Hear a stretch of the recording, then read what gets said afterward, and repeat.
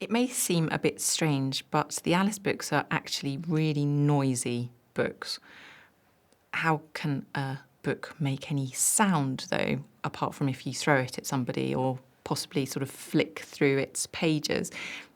In and of itself, that's already making sound. But on top of this, the Alice books have got tons and tons of sounds actually threaded and woven through them. The Alice books have characters who sing songs. Characters like the Duchess, but lots of others too, sing songs that would have been familiar to Victorian readers. And we get a little bit of a sense of that still today with a song like Twinkle, Twinkle, Little Star that gets sort of reworked during the Hatter's Tea Party.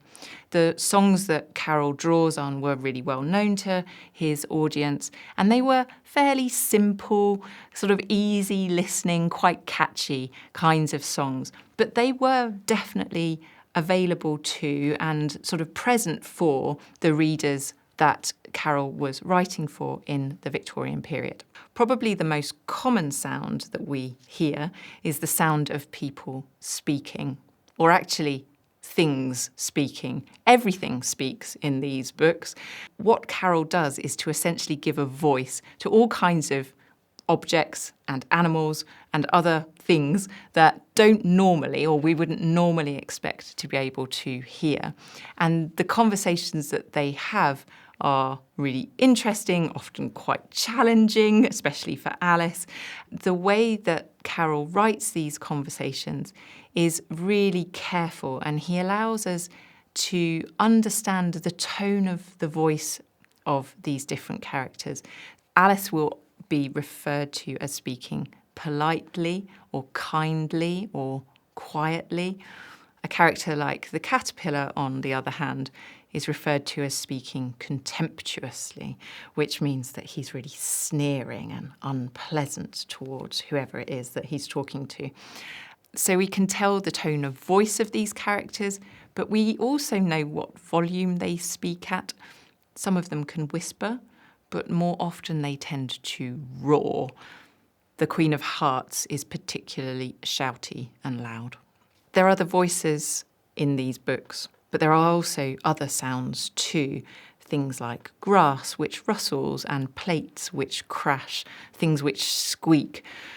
And some of the characters actually have their own sounds, their own signature sounds, if you like. So whenever we hear little feet pattering, we know that the White Rabbit is going to be coming round the corner very soon afterwards. Carroll sometimes uses special words which actually make the sound that they're supposed to convey. These have a special and slightly fancy name, which is onomatopoeia. So words like thump and crash and bump, which make the sound that they're supposed to be conveying. And he uses these at key times, like, for example, when Alice thumps down into Wonderland. So sounds are everywhere. Sounds are conveyed not just in words, but also in images. Open mouths in John Tenniel's images are a really good indication that the volume has just been turned up. This noisiness in the books actually makes lots of sense when you realise that the Victorians had actually invented forms of technology which meant that they could hear things that nobody had ever heard before. So they invented these ways of being able to listen to parts of the body and to the natural world, which meant that for the first time, things that had never made sounds before were suddenly audible to the human ear. So then the fact that we can hear flowers speaking and objects making sounds and talking actually then sort of starts making sense.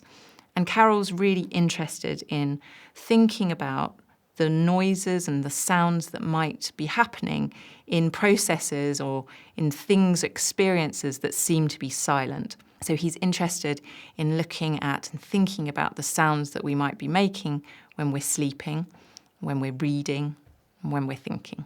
On the whole, the sounds in these books are really pretty unpleasant. There's squeaks and chokes and shrieks. And Carroll uses, most notably, one of the most famous Victorian inventions, something very much part of the everyday landscape in the Victorian period, and that was the steam engine. And he uses that to refer to lots of different things, including what it sounds like when a character snores. So there's a very important use of an object from the Victorian world that everybody was familiar with that's being incorporated and brought into the dream world that Alice is crossing. Some of the places that she visits are really sort of are characterised by the horrible sounds that are apparent within them. So lots of dins and really unpleasant sounds. So particularly the Duchess's kitchen is full of really horrible sounds. It's kind of hellish, not just in what's happening there, but also in the sounds that are being created, the howls and shrieks and cries of the Duchess's kitchen.